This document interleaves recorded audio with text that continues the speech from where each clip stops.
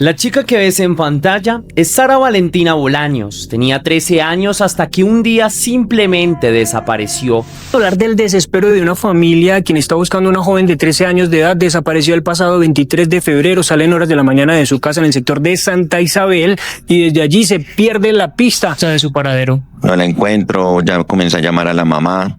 No estaba con ella y ya comienzo como a preocuparme más. Yo dije, de pronto es como una locura que se fue con alguien o eso. Salió de su casa como cualquier mañana rumbo a clases. Caminó por calles conocidas, pero lo último que se tiene de ella no es una llamada ni un mensaje, ni siquiera un grito, solo una imagen borrosa captada por una cámara de seguridad. Pero antes de iniciar con el video, quiero enviar un saludo muy especial y cósmico a dos leyendas. A Mario Hernández Azul, que me escribió: empecé a ver tus videos no hace mucho, quizá una semana, y me gusta tu narrativa de los diferentes hechos. Apreciamos tu forma de exponer los temas y debo reconocer que en los videos que ya vi, reconozco la claridad de tu discurso. Muchos saludos de este humilde hondureño en Atlanta y espero poder ver más de tu contenido en los próximos días.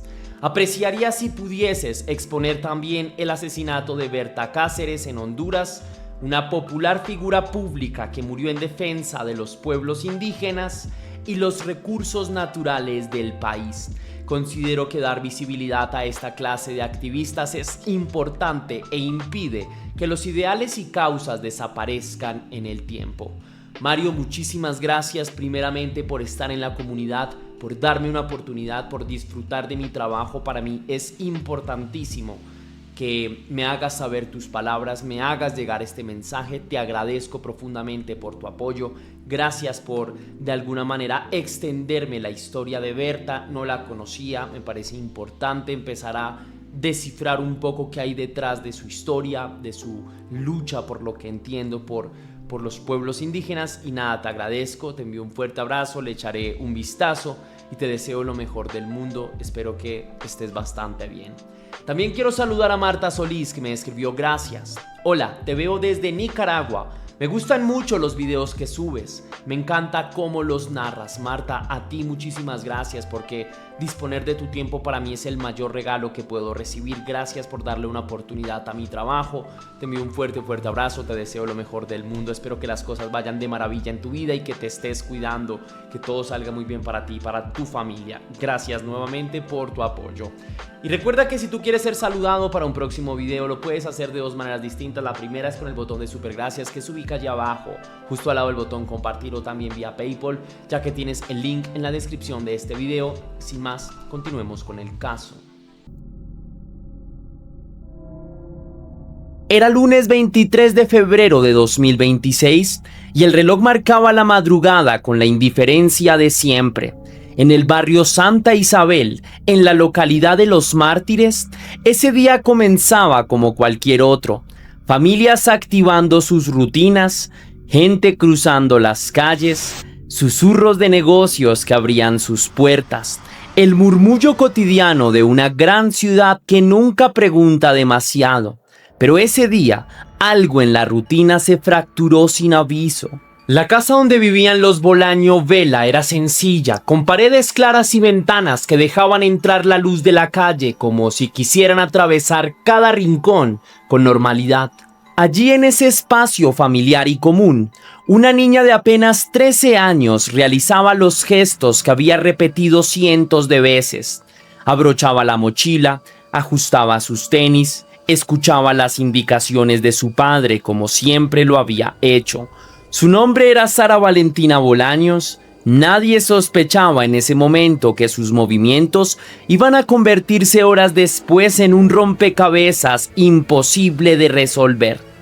A las 6:30 de la mañana, la puerta se abrió con el chirrido habitual.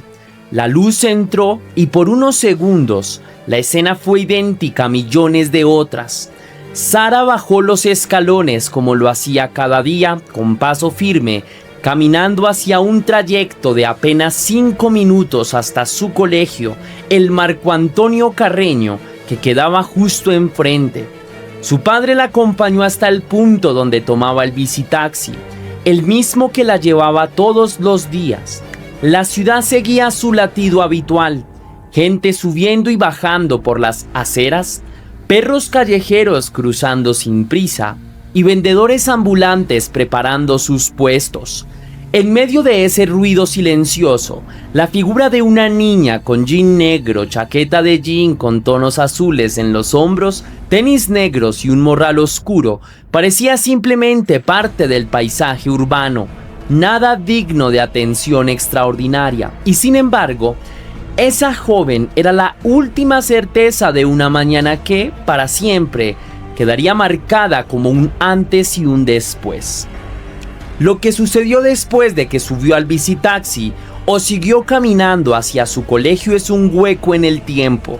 No hay gritos, no hay cámara que registre un forcejeo súbito, no existe ninguna imagen violenta o desesperada que explique cómo una niña con toda la vida por delante pudo desaparecer. El silencio que vino después de ese rastro visual fue completo, como si el mundo se hubiera cerrado sobre sí mismo y hubiera decidido borrar todos los pasos que siguieron. La única pista tangible, la única imagen que hoy sirve de base para la investigación, es un video de una cámara de seguridad que grabó a Sara caminando alrededor de las 11:20 de la mañana por la avenida 30, bastante después de que cualquier clase hubiera comenzado y en un lugar que, por el horario y la situación, parecía fuera de contexto para un trayecto escolar normal. Ese registro se volvió una pieza clave para comprender, o al menos intentar entender, qué pudo pasar. La tensión que yace en ese fragmento de video no está en su movimiento, sino en lo que no muestra. No hay destino final, no hay figura que se acerque ni sombra que explique su desaparición. En la casa de los Bolaños Vela, al caer la tarde y luego la noche, la rutina se rompió. Cada sonido, un timbrazo, el eco de una motocicleta o un teléfono vibrando parecía un aviso que nunca traía respuestas. El padre, confundido y desesperado, intentó encontrar a la madre para confirmar si Sara se había dirigido a ella, pero pronto comprendió que ninguno sabía dónde estaba su hija. Pasó la medianoche y no sabíamos nada, diría más tarde en la angustia que ahora domina cada pensamiento. El teléfono celular de la joven, un dispositivo básico sin redes sociales activas, nunca volvió a encenderse. Llamar a ese número cada hora era una esperanza que se convertía en ritual, aunque la única respuesta seguía siendo el silencio absoluto. Una batería apagada podría haber sido una explicación simple, pero también era otro recordatorio de que nadie sabía nada de ella. Aquel día que había empezado con normalidad, un padre despidiendo a su hija confiado, una niña rumbo a clases con la despreocupación de su edad, se transformó en algo que nadie, ni en Santa Isabel, ni en Bogotá, ni en el país entero, pudo ignorar, porque cuando una vida desaparece sin señal clara, sin aviso previo, lo que queda no es solamente incertidumbre, queda una herida abierta en la memoria colectiva. En el caso de Sara Valentina, la pista que más parecía prometer respuestas fue, curiosamente, una de las más desconcertantes por lo que no mostraba. Se había convertido en el centro de todas las esperanzas. Un video captado por una cámara de seguridad en la avenida 30, en un punto de la ciudad que estaba lejos de ser un lugar inhóspito o desconocido. La imagen la muestra caminando vestida con su mochila negra, su jean oscuro y la chaqueta, dando pasos que para cualquier transeúnte serían rutinarios, casi invisibles. Pero esa grabación, que para algunos podía parecer una simple vista más de una ciudad en movimiento, se volvió la principal clave de esta investigación. El detalle en un video, que no muestra nada fuera de lo común, obligó a las autoridades a preguntarse por qué estaba ahí si su colegio quedaba en dirección opuesta. ¿Por qué no ingresó directamente a la institución si ese era su destino habitual? Los investigadores entendieron desde el primer momento que la grabación no era solo una pista, Era una contradicción en sí misma. Mientras la familia insistía en que Sara siempre tomaba el visitaxi a una hora muy temprano en la mañana, el video capturó su figura caminando sola en un lugar distinto, varias horas después de la hora en que debería haber llegado al colegio. Por si no fuera suficiente, empezó a surgir otra interrogante perturbadora. Hay testimonios que señalan que Sara pudo haber sido vista regresando a la casa en horas de la tarde antes de salir nuevamente. Vecinos de su hogar comentaron que la vieron cruzar la puerta de la vivienda alrededor de las 4 de la tarde, una hora que no tenía lógica dentro de su rutina escolar y que nunca antes había sido parte de su día habitual. Esas observaciones pusieron a temblar la línea de tiempo en que los investigadores y familiares trataban de encajar las piezas. Si realmente volvió a la casa ese día, ¿qué la llevó a salir de nuevo? ¿Y por qué ese momento no quedó registrado en más cámaras de vigilancia?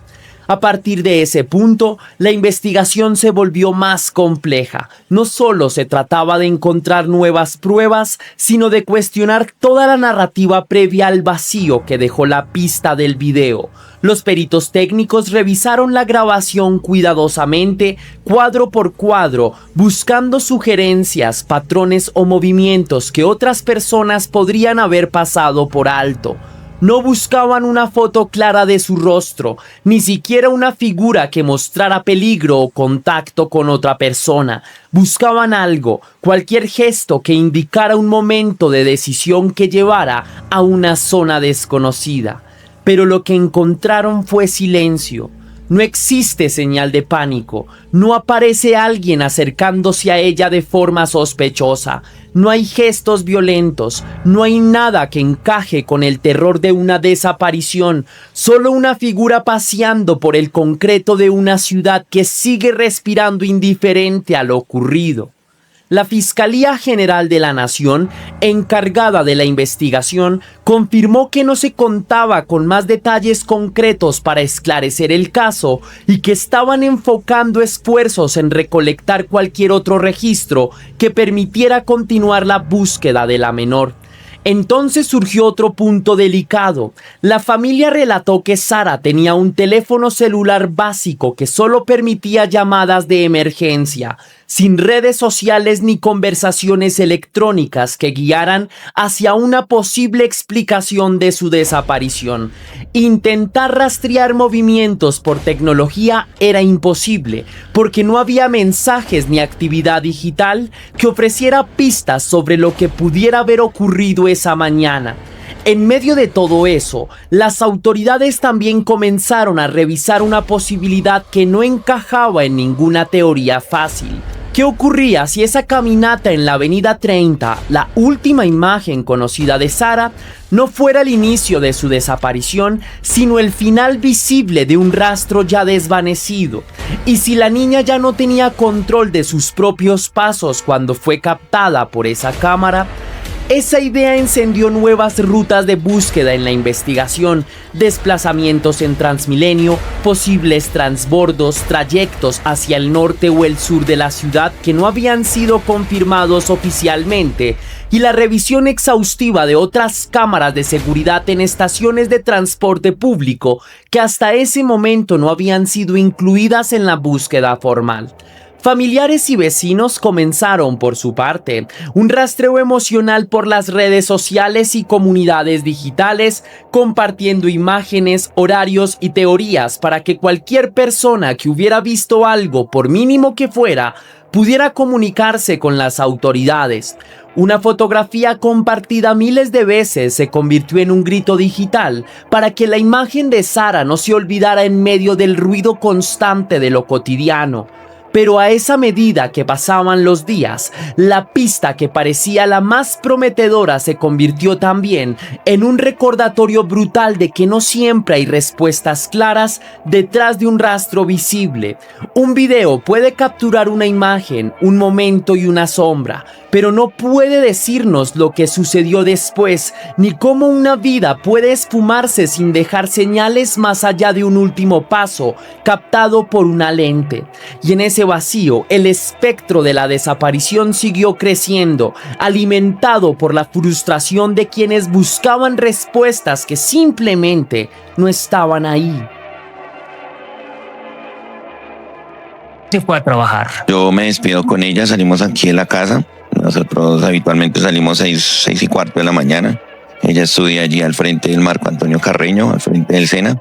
Coge un visitaxi, todos los días yo la acompaño a coger su visitaxi. Aquí ya son máximo 5 minutos que se gasta. El lunes salimos, la acompañé habitualmente. La desaparición de Sara desató en su familia un frenesí emocional imposible de describir con simples palabras. Al ver que las horas pasaban sin noticias, el padre intentó localizar a la madre y pronto comprendió que algo iba más allá de una simple tardanza. Cada vecino que pasaba por la calle era observado con sospecha o esperanza, según cómo interpretaran aquellos ojos agotados de un padre que buscaba señales en cada gesto desconocido.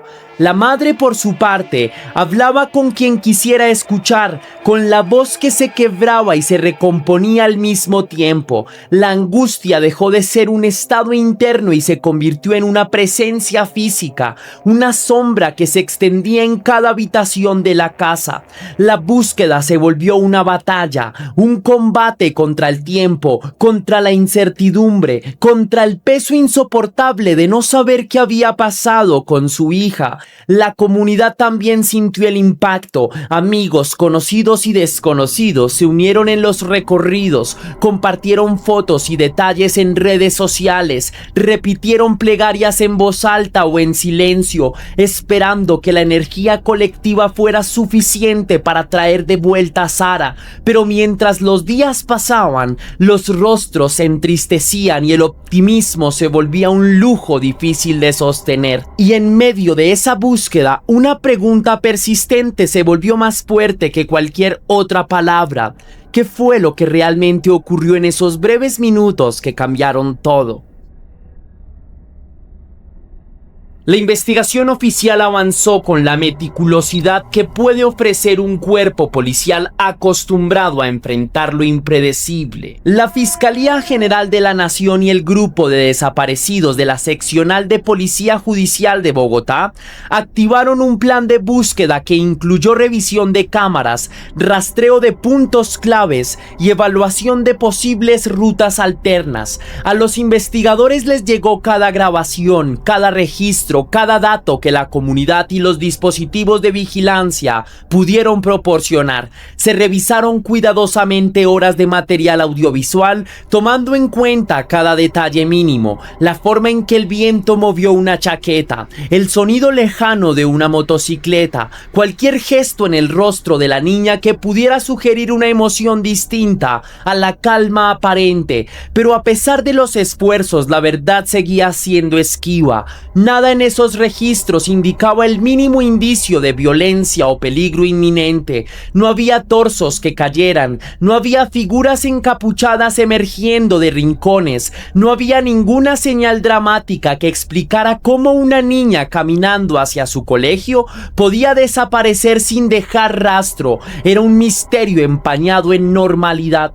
Mientras tanto, el plan de investigación continuaba su curso, entrevistas, testimonios, registros y líneas de tiempo, pero todas las piezas parecían interpretaciones de una historia incompleta, y en los pasillos de las autoridades competentes, la tensión crecía bajo la forma de preguntas que nadie sabía responder con certeza. La rutina de la familia cambió por completo. Las mañanas ya no tenían significado, las noches parecían demasiado largas y cada sonido del exterior se convertía en una alarma interna que aceleraba los sentidos. Como miembros de una comunidad que ahora sabía lo que es perder a alguien sin respuesta, vecinos y conocidos se organizaron para seguir buscando. Caminatas por zonas cercanas, revisiones de rutas alternativas, llamadas a posibles testigos, todo ello con esa mezcla de fe y miedo que caracteriza a quienes no han perdido la esperanza pero saben que podría no haber un final feliz. La familia de Sara también se enfrentó a voces que cuestionaban, que sugerían teorías conspirativas, que ofrecían explicaciones simplistas o mágicas. Al mismo tiempo, algunos medios comenzaron a cubrir el caso con la frialdad de lo habitual, como si fuera otra noticia más de una crónica urbana. Pero para quienes habían conocido a Sara, esos titulares no eran números ni información, eran pedazos de una vida que simplemente había dejado de estar presente. Y así, mientras el mundo continuaba con su paso indiferente, cada miembro de esa familia vivía en suspenso, esperando una llamada, un mensaje, un sonido que pudiera devolverles la normalidad que parecían haber perdido para siempre, porque cuando una vida se desvanece en circunstancias inexplicables, no solamente desaparece una persona, desaparece también la certeza de lo que creemos que debe ser real.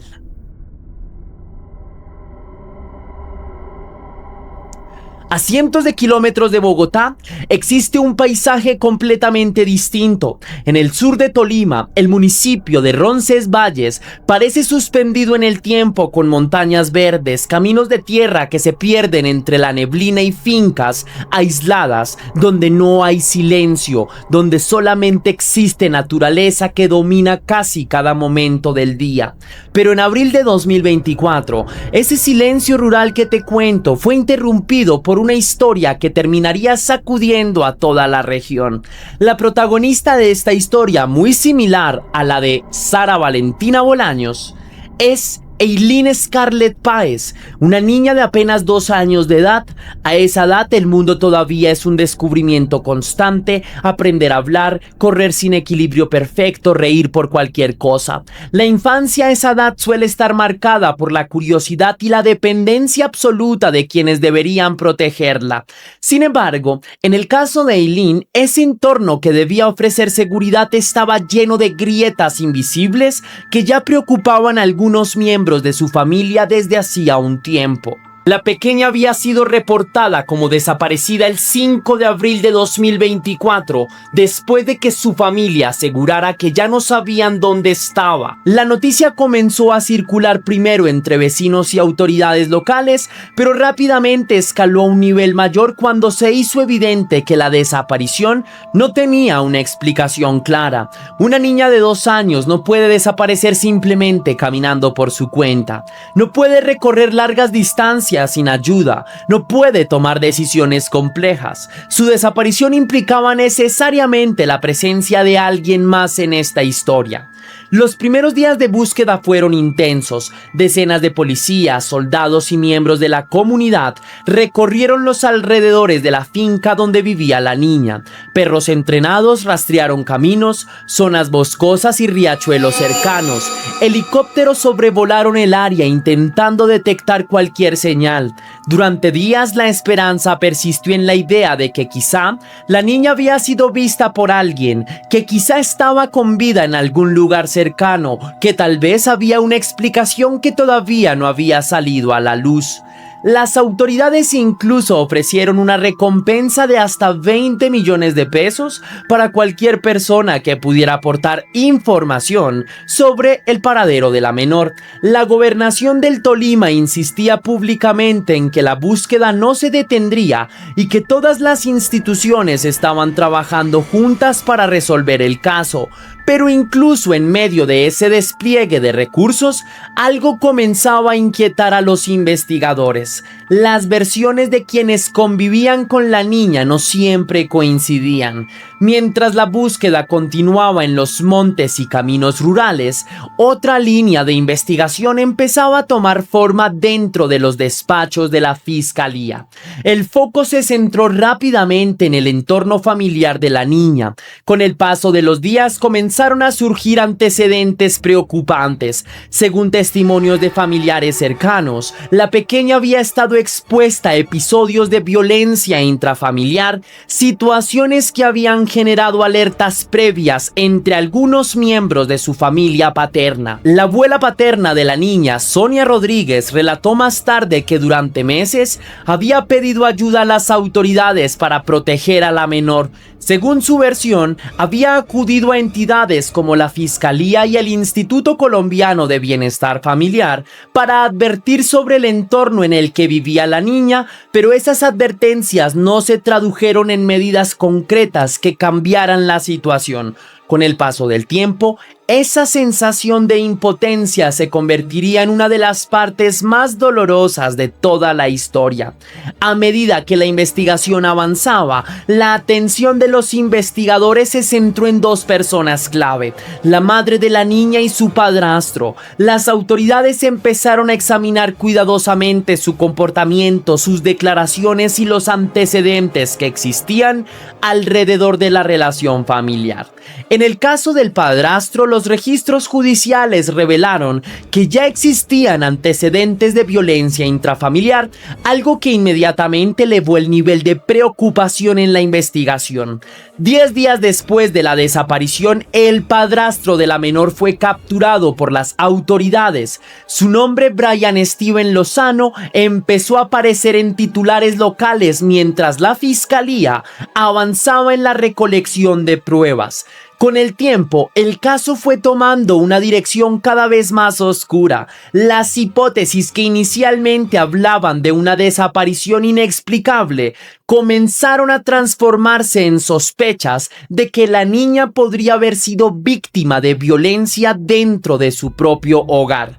Mientras tanto, el caso seguía sin respuestas definitivas. Los operativos de búsqueda continuaban en la zona rural, pero al paso del tiempo comenzaba a reducir la esperanza de encontrar a la niña con vida. Meses después, un hallazgo estremeció a los investigadores: restos óseos encontrados en la finca donde había vivido la niña. En ese momento, las autoridades pidieron cautela. Era necesario esperar las pruebas científicas de medicina legal para confirmar si realmente pertenecían a Eileen. Durante semanas, la incertidumbre fue absoluta. La comunidad esperaba el resultado de los análisis forenses con una mezcla de miedo y resignación. Nadie quería que esos restos pertenecieran a la niña, pero al mismo tiempo muchos temían que ese fuera el desenlace inevitable de una historia que ya estaba marcada por demasiadas señales de alerta.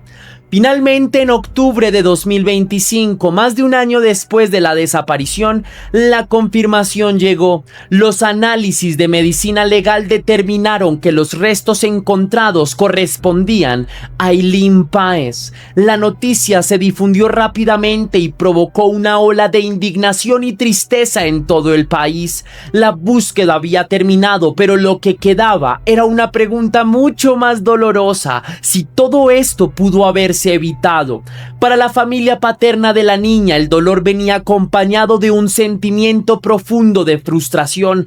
Insistían en que habían advertido sobre los riesgos que enfrentaba la menor, que habían pedido ayuda antes, que alguien debió haber intervenido cuando aún era posible cambiar el rumbo de la historia. Hoy, el padrastro permanece recluido en prisión mientras enfrenta cargos relacionados con la desaparición forzada de la menor. La madre, por su parte, cumple una medida de detención domiciliaria mientras el proceso judicial continúa, pero incluso con el avance de la justicia, ninguna decisión judicial puede devolver el tiempo ni cambiar lo que ocurrió. La historia de Eileen sigue siendo recordada como una herida abierta, un caso que dejó preguntas difíciles sobre la protección de la niñez, sobre las señales de alerta que a veces se ignoran y sobre lo frágil que puede ser la vida cuando las instituciones y el entorno fallan en proteger a los más vulnerables. Y así, en un pequeño pueblo rodeado de montañas, el eco de esa historia todavía persiste. Y por último, quiero dedicar esta investigación por la justicia y porque se sepa dónde está Sara Valentina Bolaños y porque se haga justicia por el caso de Eileen, que son dos historias recientes que se unen con un macabro hecho.